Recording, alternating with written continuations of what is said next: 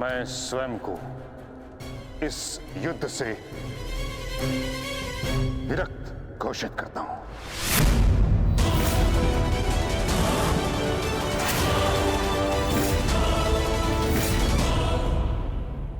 मुझे आपकी आवश्यकता नहीं। दुर्योधन, ये क्या कह रहे हो तुम? मूर्खता मत करो और मित्रता की मोह में नेत्रहीन ना बनो दुर्योधन। हमें कर्ण से अधिक पितामह की आवश्यकता है, समझ गए तुम? मैंने आपसे सुझाव मांगा। मांगा तो जाइए और जाकर अपना स्थान ग्रहण कीजिए। मुझे याद है कि मैं क्या कर रहा हूं। जाइए।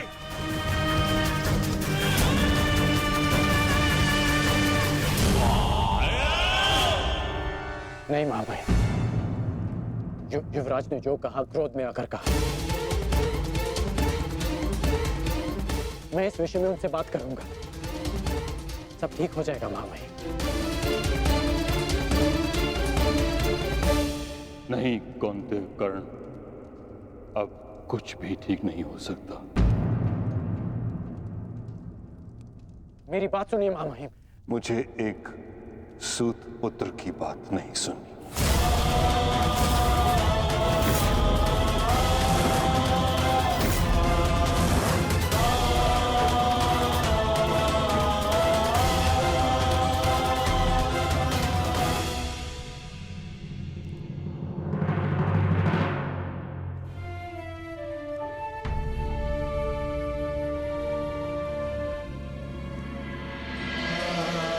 कुरुक्षेत्र में तुम्हारे विरुद्ध खड़ा प्रत्येक योद्धा तुम्हारा शत्रु है पार्थ, जिसका तुम्हें वध करना है।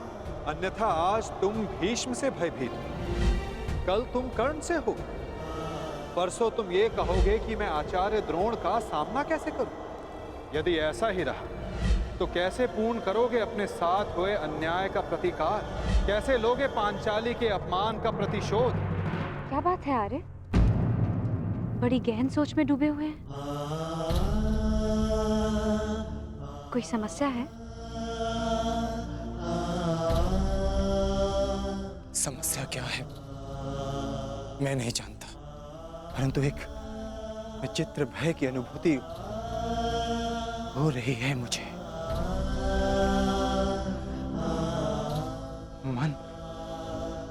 मन बड़ी दुविधा में है।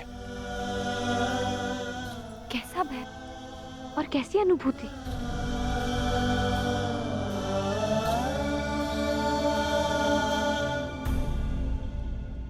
मैं और मेरा मन इस दुविधा में है कि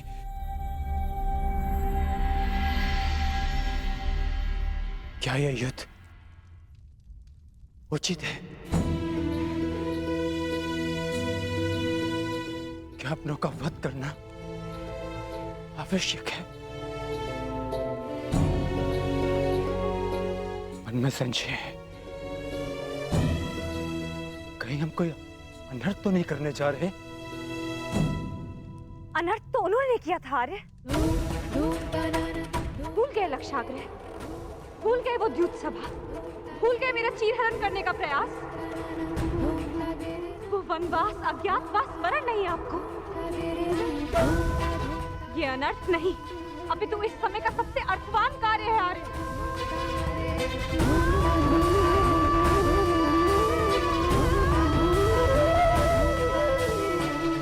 ये धर्म युद्ध है, उनके विरुद्ध जिन्होंने अधर्म किया और उनके विरुद्ध जो मौन रहकर इस अधर्म के साक्षी बने। ये एक प्रयास है आर्य, आने वाली पीढ़ियों के समक्ष एक उदाहरण प्रस्तुत करने का कि जो अधर्म करता है और जो चुप रहकर उसे होते हुए देखता है, वो दोनों ही नाश के भागी हैं।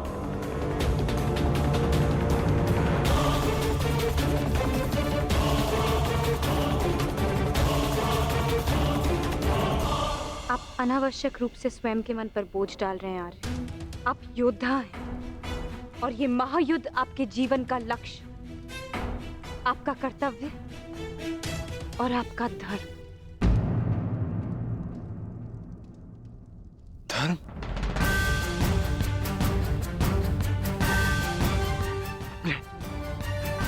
अपने पितामह का शस्त्र उठाना कैसा धर्म है? गुरु का वध करना कैसा कर्तव्य है? विराट युद्ध में जब यही लोग आपके विरुद्ध धनुष बाण ताने खड़े थे, तो क्या ये उनका कर्तव्य था? प्रतिज्ञा से बंधे होने का बहाना बनाकर अपनी कुलवधू की लाज लुटते हुए देखना, क्या ये उनका धर्म था? और ये मत भूलिए आर्य, आचार्य द्रोण ने अपना प्रतिशोध पूरा करने के लिए पिताश्री के विरुद्ध आप सबको युद्ध में झोंक दिया था। आप तो अधर्म का प्रतिकार ले रहे हैं।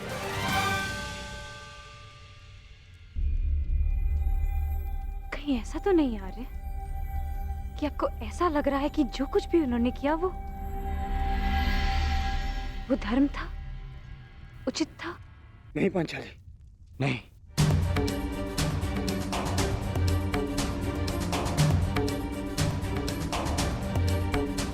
जो उन्होंने किया वो सर्वथा अनुचित था, परंतु मन में दुविधा यह है कि जो हम करने जा रहे हैं वो उचित है।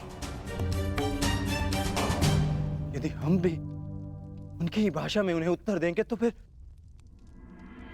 हममें और उनमें क्या अंतर रह जाएगा?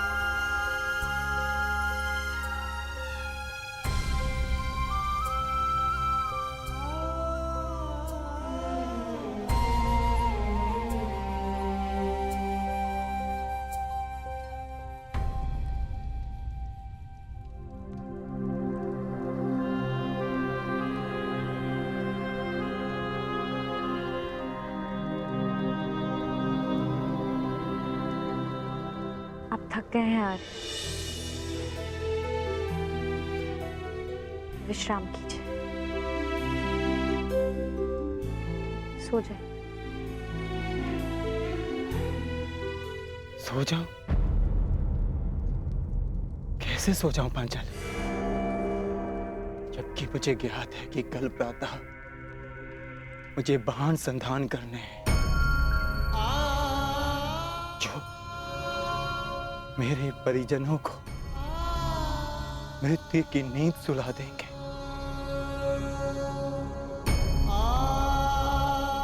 तो कैसे सो जाऊं मैं? कैसे?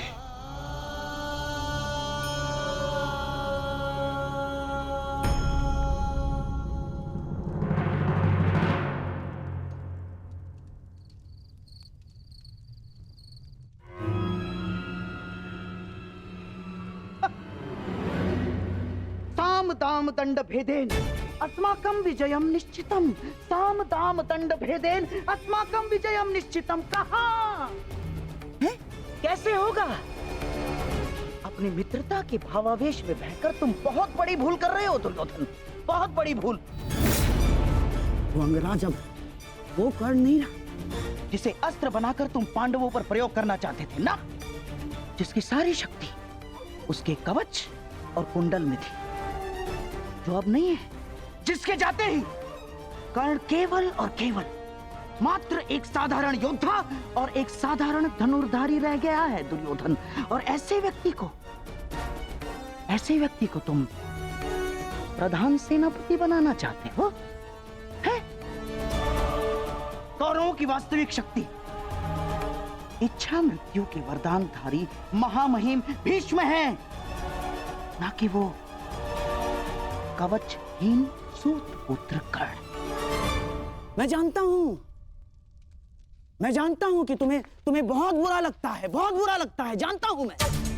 परंतु एक बार अपने मन से पूछो, अपने मन से पूछो एक बार, उत्तर यही मिलेगा कि वो सुपुत्र कर्ण कुंती और उसके पुत्रों के लिए कोमल भाव रखता है, कोमल भाव। स्मरण करो कि किस प्रकार उसने हमारी हर चाल में बाधा डालने का प्रयास किया है दुर्योधन। चाहे वो द्यूत सभा हो या विराट युद्ध, हाँ, या फिर तुम्हारे जीजा श्री जयद्रथ का अपमान है। कर्ण सदैव उन पांडवों के पक्ष में रहा है, द्रोही है वो। अपने मन को टटोलो दुर्योधन, उत्तर मिल जाएगा तुम्हें। विश्वासघाती है तुम्हारा मित्र कर्ण, विश्वासघाती।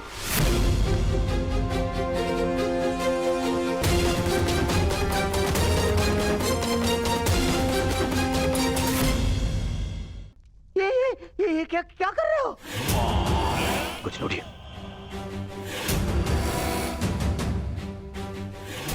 मैंने अपने मन को टटोल कर देखा तो स्वर से ये आया कि मेरा मित्र कर्ण पूर्ण रूप निष्ठावान है। एक और स्वर मन से निकला कि यदि मेरे मित्र कर्ण के ऊपर कोई भी उंगली उठाए तो उसे तोड़ देना।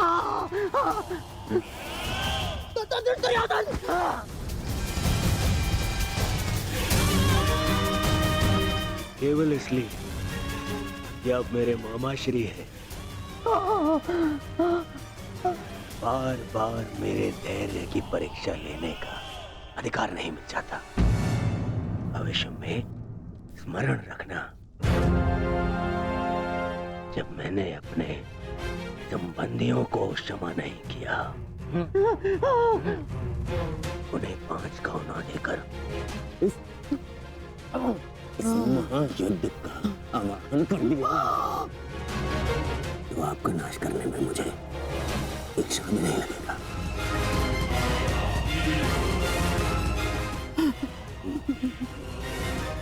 इसलिए स्मरण रखना, ना तो फिर कभी मेरे धैर्य की परीक्षा लेना और ना ही मेरे मित्र कर्ण के ऊपर आरोप लगाना।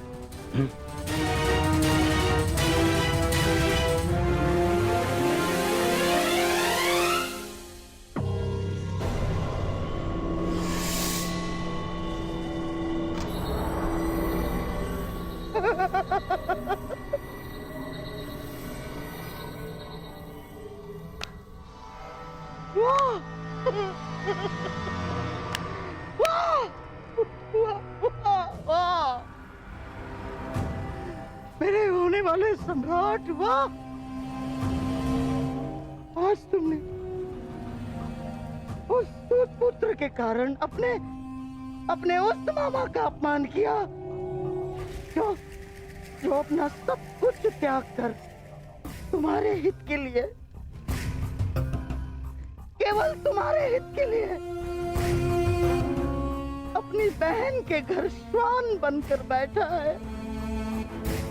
तुमने उस मामा का अपमान किया जिसने अपना श्वास, अपना ध्यान, अपनी आस, अपना अभ्यास सब कुछ न्योछावर कर दिया अपने होने वाले सम्राट के लिए। तुमने उस मामा का अपमान किया दुर्योधन, जिसने साम दाम दंड भेद युक्ति कपट छल कुचक्र षड्यंत्र सबकी पराकाष्ठा कर दी। क्यों? अपने होने वाले सम्राट के लिए है? और तुमने उस मामा का अपमान किया उसके लिए जिसने अपना कवच और कुंडल उन पांडवों को दान में दे दिया। साधु मेरे होने वाले सम्राट, साधु।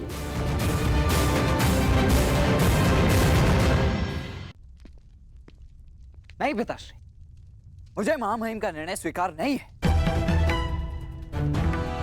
मुझे तो युवराज दुर्योधन का संदेह उचित प्रतीत होता है। हाँ, अवश्य महामहिम उन पांडवों की सुरक्षा चाहते हैं और वो जानते हैं कि जब तक आप युद्ध में उपस्थित रहेंगे तब तक पांडव सुरक्षित नहीं है।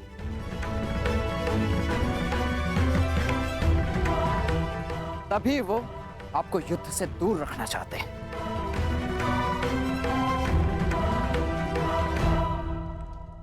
जानता हूं मैं ये बात।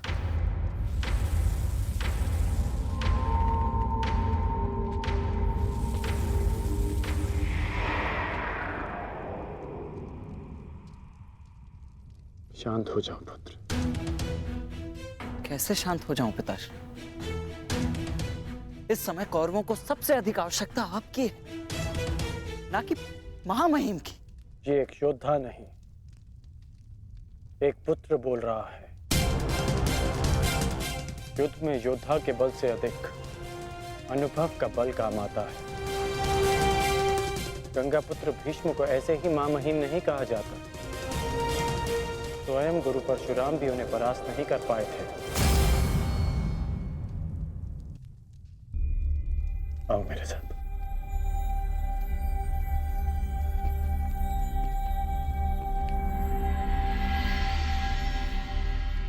जब तुम भीतर आए थे तो बाहर कौन था?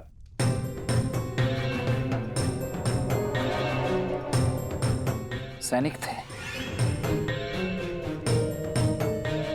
सहस्त्रों सैनिक थे। तो बताओ कि वो सारे सैनिक कहां चले गए?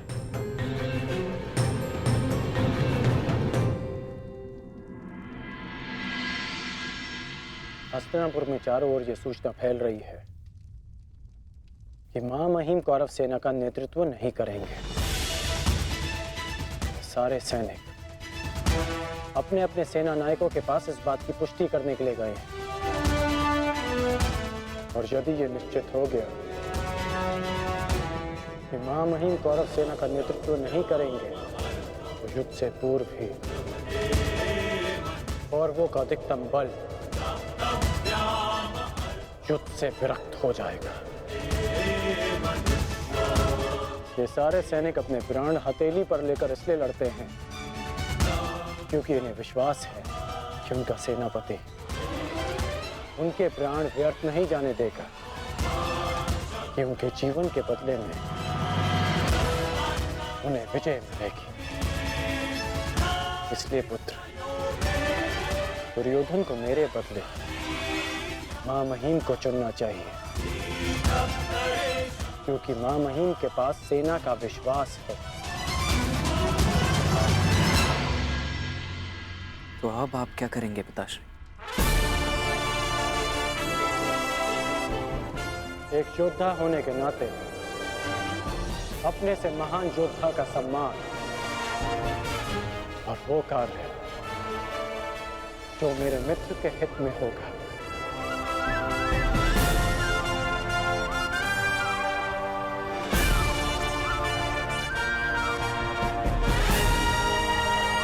पान किया उसके लिए जिसने अपना कवच और कुंडल उन पांडवों को दान में दे दिया। मेरा कवच, मेरा कौशल, मेरी प्रतिभा नहीं, वो केवल एक ढाल थी।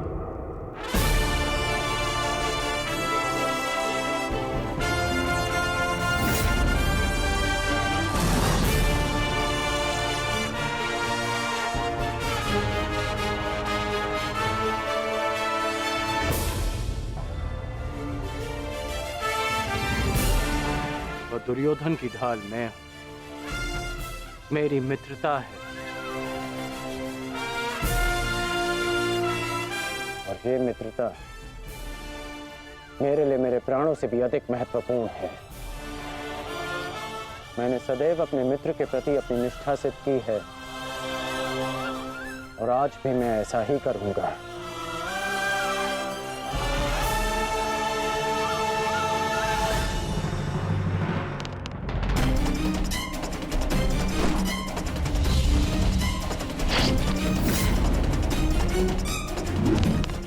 कुरुक्षेत्र में तुम्हारे विरुद्ध खड़ा प्रत्येक योद्धा तुम्हारा शत्रु है पार्थ, जिसका तुम्हें वध करना है। ये धर्म युद्ध उनके विरुद्ध जिन्होंने अधर्म किया। अन्यथा आज तुम भीष्म से भयभीत हो। भूल गए लक्षाग्रह, कल तुम कर्ण से हो। भूल गए वो द्यूत सभा। परसों तुम ये कहोगे कि मैं आचार्य द्रोण का सामना कैसे करूं? भूल गए मेरा चीरहरण करने का प्रयास। यदि ऐसा ही रहा तो कैसे पूर्ण करोगे अपने साथ हुए अन्याय का प्रतिकार? कैसे लोगे पांचाली के अपमान का प्रतिशोध? कुरुक्षेत्र में तुम ये कहोगे उनके विरुद्ध जिन्होंने अधर्म का प्रतिशोध। अधर्म के साक्षी।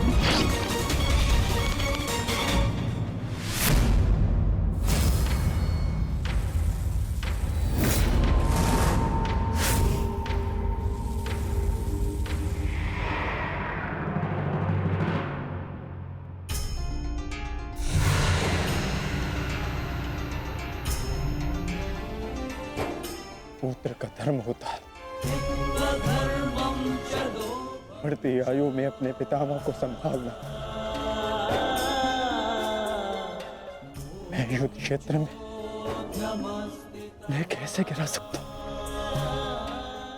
जिन्होंने मुझे धनुष उठाना सिखाया, जिनके कारण आज मैं सर्वश्रेष्ठ धनुर्धर हूं, उन गुरु द्रोण पर बाण संधान कैसे कर सकता हूं मैं? जीवन में पहली बार आज मेरे हाथ कांप रहे हैं। अर्थात ये सब ठीक नहीं, ये सब ठीक नहीं।